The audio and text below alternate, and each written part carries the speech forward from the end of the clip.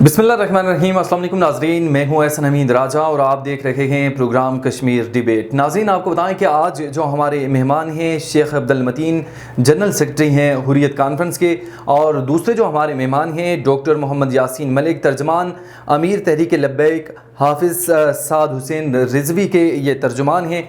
आपको बताते चलें कि मकबूजा कश्मीर के हवाले से जो सूरत हाल है वो इंतहाई गंभीर है और कश्मीर में आलमी कवानीन की खिलाफ वर्जी करने वाला भारत पाकिस्तान के ख़िलाफ़ प्रोपेगेंडा कर रहा है। और यकीनन आपको बताया जाए तो ये प्रोपेगेंडा एक बड़ी सतह पर किया जा रहा है और मुख्तलिफ प्रोपेगेंडे के ज़रिए दुनिया को ये बावर करवाने की भारत कोशिश कर रहा है कि मकबूजा कश्मीर के अंदर अमन व सुकून है।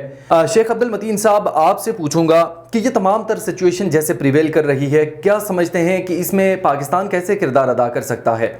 बिस्मिल्लाहिर्रहमानिर्रहीम, अल्लाहुम्मा सल्ली अला मोहम्मद व आलि मोहम्मद। पहले जो ये हमारी कश्मीर की तहरीक है, ये एक इंडिजिनस तहरीक है, ये कश्मीरी लोगों की तहरीक है। और आप देखते हैं 47 से लेके आज तक है 5 लाख कश्मीरी शहीद हुए हैं और 88 से 1 लाख कश्मीरियों को शहीद किया गया है। और जो आपने बात की है कश्मीर की मौजूदा सूरत हाल के हवाले से, हर लिहाज से कश्मीर जो अगर हम कहेंगे most militarised zone of the world, गलत नहीं होगा। तो अगर हम कहेंगे कश्मीर में इंसानी अलमिया है, गलत नहीं होगा। और अगर हम कहेंगे कश्मीर जो एक ओपन प्रिजन है, वो भी गलत नहीं होगा। क्योंकि भारत की 10 लाख फौज वहाँ पे मौजूद है। तो जहाँ तक भारत का ताल्लुक है, वो असल में प्रोपेगेंडा और जो मनफी प्रोपेगेंडा होता है और जो असल हकाइक है उसका माजी अगर हम देखेंगे तो वो उसको छुपाते हैं। तो इसीलिए हम देखते हैं भारत ने हमेशा मनफी प्रोपेगेंडा शुरू कर दिया है और हमने देखा है जो कुछ वहाँ पे वाक़ात हुआ है, जिस तरह पुलवामा का वाक़ा हुआ है, तो उनके जो उस वक्त के गवर्नर सत्यापाल है, उन्होंने खुद कहा है कि हमने उसको किस तरह अरेंज किया है, मैनेज किया है। तो वो तो अब सब कुछ सामने है। इसी तरह भी इस वक्त जो मकबूजा कश्मीर की जो सूरत हाल है, क्योंकि हमें ये भी नहीं भूलना चाहिए कि बीजेपी जो है अब वहाँ पे हिंदुस्तान में एक इलेक्शन है और बीजेपी को जो अब हम एजेंडा देखते हैं, जो उसका माजी देखता है, तो वो यही मनफी सोच और हिंदुत्व सोच लेके आगे बढ़ते हैं। लेकिन हकाइक जो है वो मतलब ना इस तरह हम उसको ख़त्म नहीं कर सकते। हकाइक यही है कि मकबूजा कश्मीर में जो है भारत का जो तसल्लुत है इस वक्त, वो सिर्फ और सिर्फ फौजी बलबूते पे हैं, वो ताकत के बलबूते पे है, वरना कश्मीरी जो है भारत के साथ रहना ही नहीं चाहते। बिल्कुल एग्जैक्टली आपने ठीक कहा कि कश्मीरी भारत के साथ रहना ही नहीं चाहते। डॉक्टर मोहम्मद यासीन मलिक, मनफी प्रोपेगेंडा भारत का जारी और सारी है, आरएसएस का नज़रिया और ख़ास करके मोदी जो एक मुझे सुन पा रहे हैं? आपको मेरी आवाज आ रही है? जी, आपकी आवाज़ आ रही है। अच्छा Ramiz, thank you so much, आपने मुझे शो में लिया। रमीज, बात बड़ी सिंपल सी है और बड़ी सादा सी है कि कश्मीर का जो हुर्रियत रहनुमा है वो यासीन मलिक किसकी जेल में है। गिलानी साहब जो उनके हुर्रियत रहनुमा थे, उनकी आखिरी कोलो हमने क्या सुने? उनका यही कोल हमने सुना कि हम पाकिस्तानी हैं और हमें पाकिस्तान से प्यार है। इसके अलावा आपके पास 110 दलीलें हैं। मजहब हमारा और कश्मीरी भाई तकरीबन मेजोरिटी नहीं कह सकते आप, 99% मुसलमानों पे मुश्तमिल है। ये घटिया इंसान जो जिसका नाम मोदी है, इसने हद पार कर दी है। लेकिन बतौर पाकिस्तानी हमें सोचना होगा कि हम कर क्या रहे हैं। आपस की लड़ाइयाँ लड़ते लड़ते हमने दुश्मनों को कितना मौका दे दिया है। इस बात को हमारे मीडिया ने भी बड़ा बढ़ा चढ़ा के पेश किया कि वो चंद्रयान 3 का उसने वाक़या किया, ये उसकी डिप्लोमेटिक मूवमेंट थी जो अपने लोगों के लिए थी। और क्योंकि इंडिया में 90% लोग लकीर के फकीर हैं, वॉशरूम उनके पास अवेलेबल नहीं है, फुटपाथों पे सोते हैं, मूवीज को देख के वो अपना एक जो है माइंड सेट करते हैं कि वाकईतन हिंदुस्तान एक तरह का मुल्क है। हिंदुस्तान वो मुल्क है जिसमें आज भी बहन बेटी महफूज नहीं है, गाड़ियों के अंदर रेप होते हैं।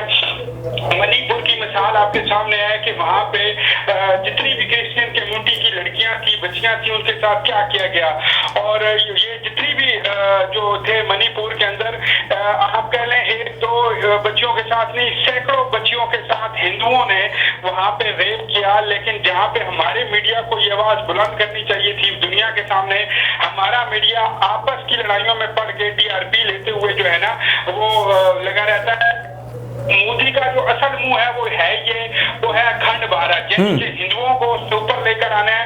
वहाँ पे जितनी भी अक़लीतें हैं, जिसमें मुसलमान हैं, जिसमें क्रिश्चियंस हैं, जिसमें जिसमें सिख भाई हैं हमारे, खालिस्तान की जो खास करके तहरीक है, इन सारी तहरीकों को मद्देनजर रखेंगे तो आपको कश्मीर में भी ये जो कह रहे हैं कि वो हिंदुस्तान के साथ जाना चाहते हैं, ये है वो है, ऐसा कुछ भी नहीं है। रियलिटीज में बहुत फर्क है।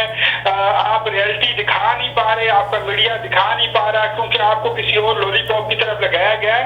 और मोदी ये करेगा, मोदी इसलिए करेगा क्योंकि वहां पे इलेक्शन होने वाला है और मोदी अपनी अगले इलेक्शन की तैयारी कर रहा है। लेकिन मोदी के कुछ इकदाम जो हिंदुस्तानियों ने देखे, क्योंकि वो जीडीपी में इजाफा करने में कामयाब हुआ है, वो इंटरनेशनल इमेज G20 यानी 20 ममालिक के सरबराहों को बुलाने में कामयाब हुआ है। बहरहाल हमें देखना ये होगा कि रूस और चाइना क्यों नहीं गया, हमें क्यों नहीं बुलाया गया। ये सारी चीजें जब आप सोचेंगे समझेंगे तो आपको समझ आ जाएगा कि मोदी जैसा घटिया किरदार हिंदुस्तानियों के लिए इस टाइम जो है वो बड़ा, जिसे कहते हैं कि मसीहा बन के सामने आया है। लेकिन कुछ हद तक, क्योंकि वो जो कहते हैं ना झूठ अल्लाह पाक एक मरतबा दुनिया के सामने लेकर आते हैं, और जो भी रस्सी ढीली वो अल्लाह तबारक व तआला करता है, तो रस्सी खींचना भी अल्लाह को आती है।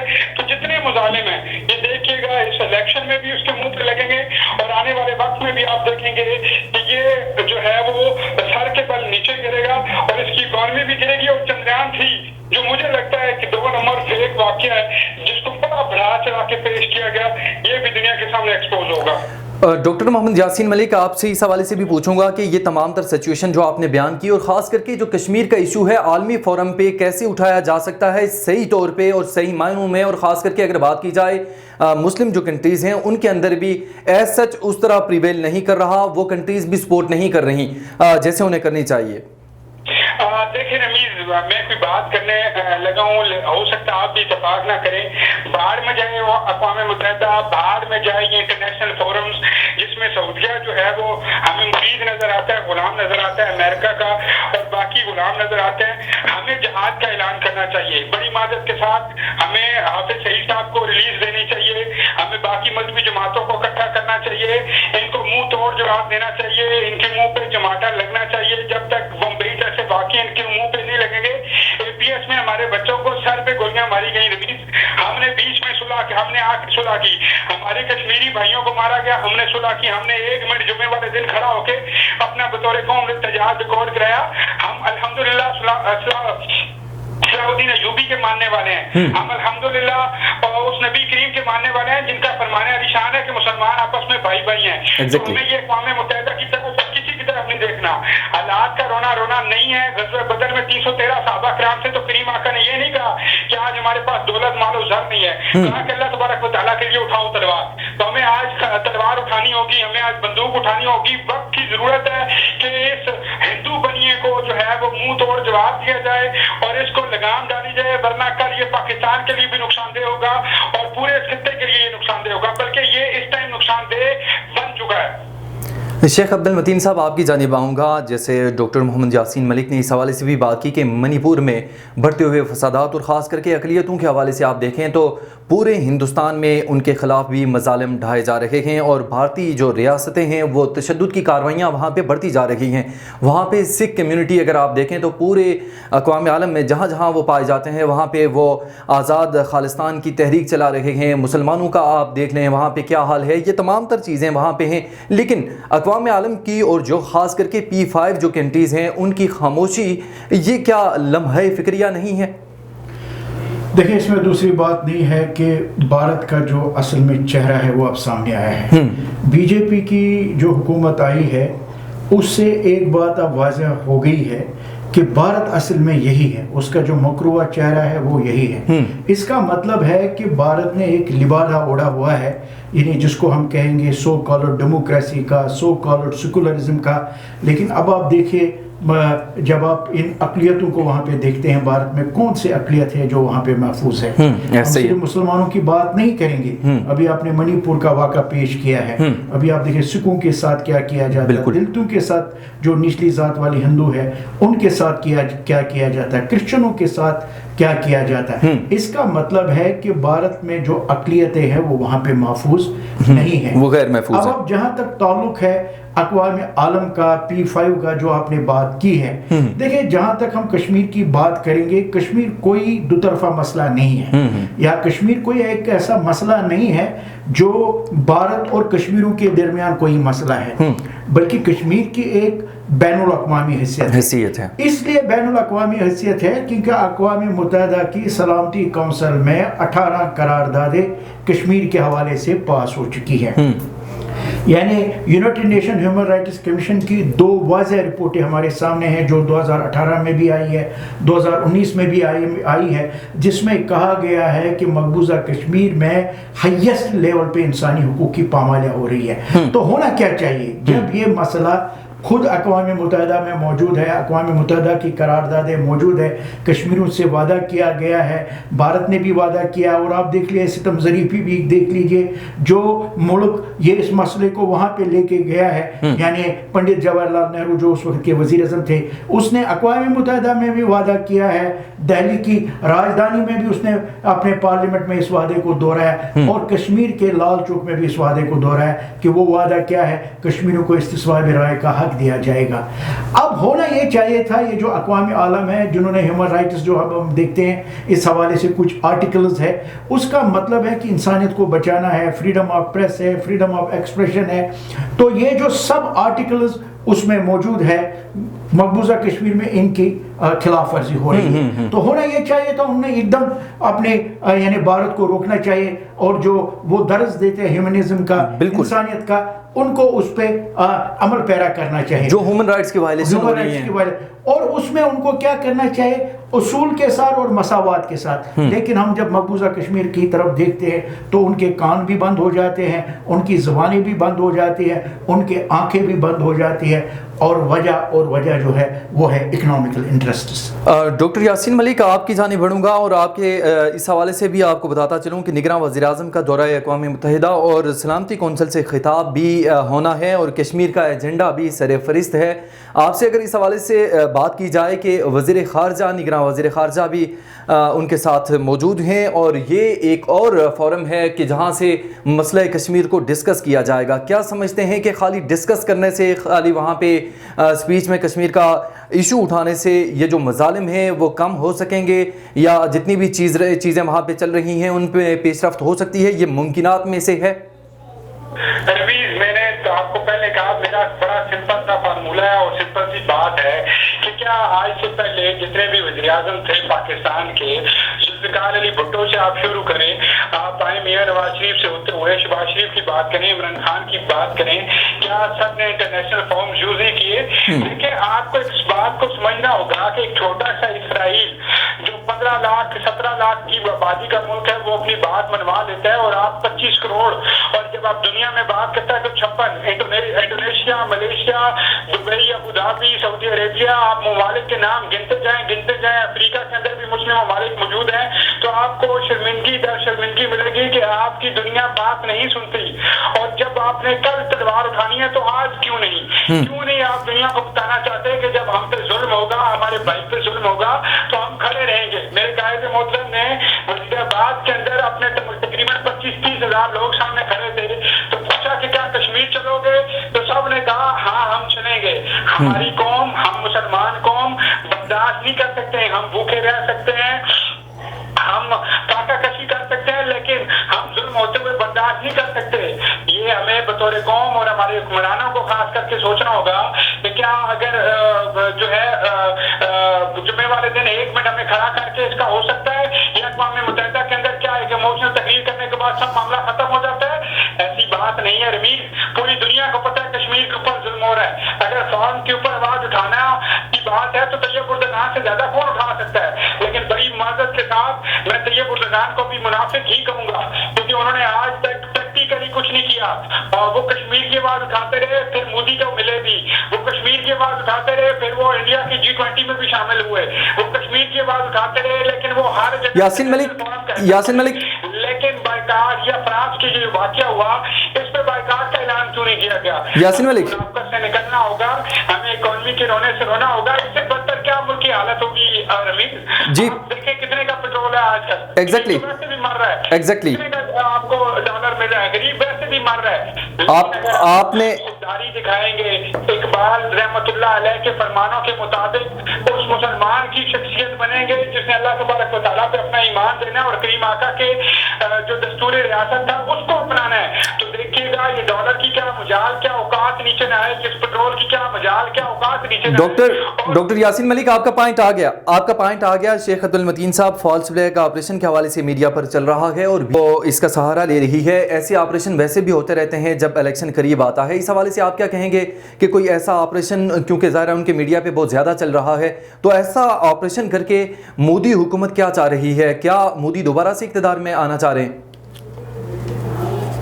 شیخ عبد المتین صاحب. اچھا جی, میں نے آپ کو پہلے بھی بتایا ہے کہ بھارت کا جو طریقہ رہا ہے, وتیرہ رہا ہے, یہ جو فالس آپریشنز وہ کرتا رہتا ہے, تو ہمیں ماضی کی طرف بھی دیکھنا چاہیے.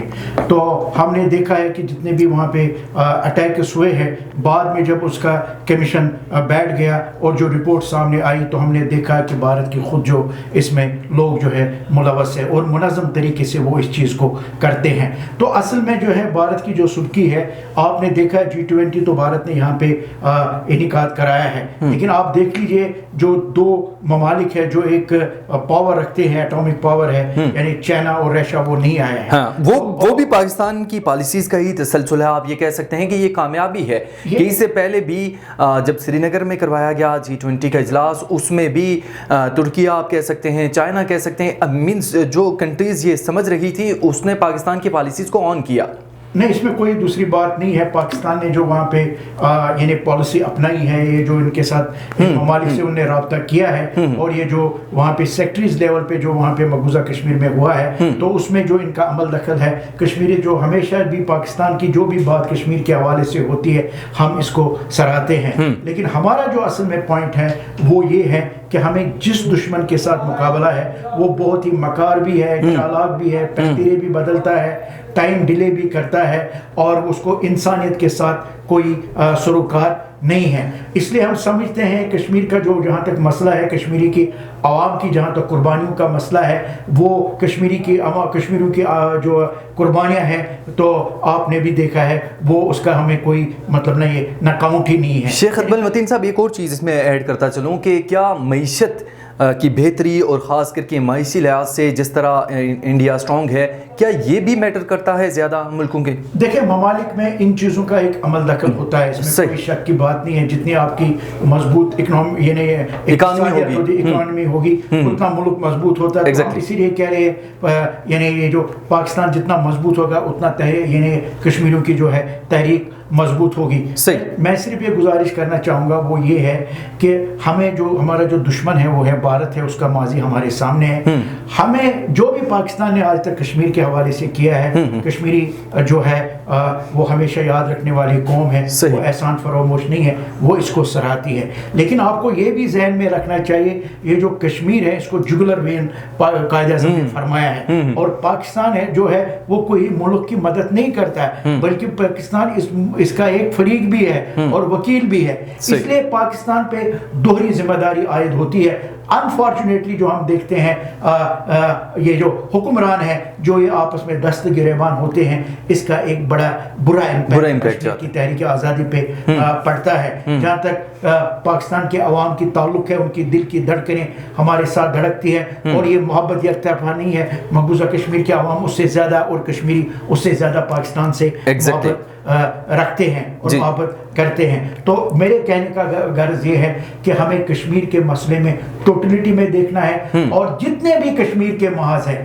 اس پہ ہمیں ایکٹو رہنے کی ضرورت ہے. اور جو ابھی یہ نیو یارک میں جو ہے سربراہ مملکت کا جو اب ایک اجلاس ہو رہا ہے اقوام متحدہ میں, پاکستان نے کشمیر کا کیس جب بھی اٹھایا ہے, جس طرح سے بھی اٹھایا ہے, ہم نے ہمیشہ اس کا حمایت بھی کیا ہے, شکریہ بھی کیا ہے. اور نگران وزیر اعظم نے جو بھی کہا ہے کہ ہم کشمیر کے حوالے سے بات بھی کریں گے, کشمیر کا متنازع علاقہ ہے, انہوں نے واضح طور پہ کہا ہے, تو اس کو بھی, اس بات کو بھی ہم سراہتے ہیں, اور ہم سمجھتے ہیں کہ ہمیں प्रोएक्टिव रहने की ज़रूरत है, हमें रिएक्शनरी नहीं रहना है, बल्कि हमें कश्मीर के हवाले से प्रोएक्टिव पॉलिसी अपनानी चाहिए, उसी में सबकी जीत है। आपका पॉइंट आ गया डॉक्टर यासीन मलिक। मैं आपकी जानिब आखिरी क्वेश्चन बढ़ाऊंगा और इन शॉर्ट इसका मुझे आंसर दीजिएगा। आज के दौर में आप क्या समझते हैं कि जो रियासत है वो किन मानों में स्ट्रॉन्ग होगी तब अपने इशूज़ रिजॉल्व करवा सकेगी, या बिन अक़वामी सतह पर उसकी एक वज़ीराई हो सकेगी? इस हवाले से आंसर कीजिएगा।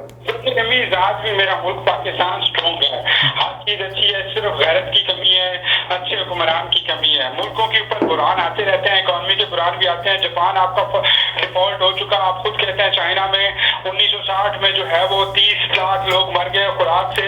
अमेरिका देख लें कितनी बार डिफॉल्ट हो चुका और आज इसके ऊपर कितने कर्जे हैं।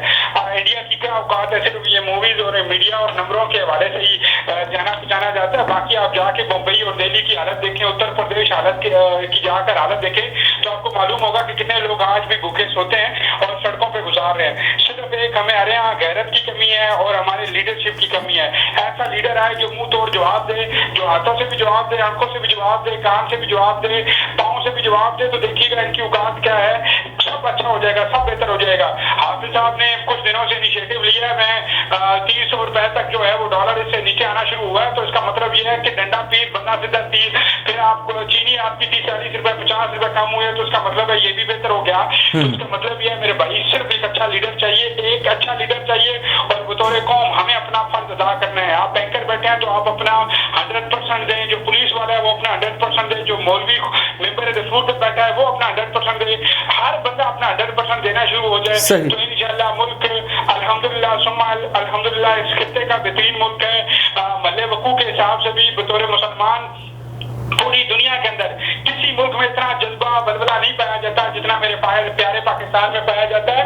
तो जी ठीक, उम्मीदें बाहर रखे हुए हैं, हालात ऊपर नीचे होते रहते हैं। अल्हम्दुलिल्लाह सुम्मा अल्हम्दुलिल्लाह यही मुसलमान थे जिन्होंने 800 साल हुकूमत सल्तनत उस्मानिया के रूप में मुख्तलिफ रूप में पूरी दुनिया पे की। सही। मैं इंशाअल्लाह उम्मीदें बाहर लगाया हूँ कि आज साल 2 साल मुश्किल आए हैं तो कल इंशाअल्लाह वो वक्त दोबारा आएगा। क्या 900 साल क्या 1000 साल क्या ता क़यामत यही मुसलमान पूरी दुनिया पे हुकूमत करेंगे। नाज़रीन इंशाअल्लाह मुश्किल वक्त ख़त्म होगा और आसानियाँ ज़रूर आएंगी। डॉक्टर मोहम्मद यासीन मलिक आपने कॉल के ज़रिए ज्वाइन किया, आपका बहुत बहुत शुक्रिया। शेख अब्दुल मतीन साहब आप हमारे प्रोग्राम में तशरीफ़ लाए, आपका भी बहुत बहुत शुक्रिया। नाज़रीन आज के प्रोग्राम के लिए इजाज़त दीजिए, अल्लाह निगहबान।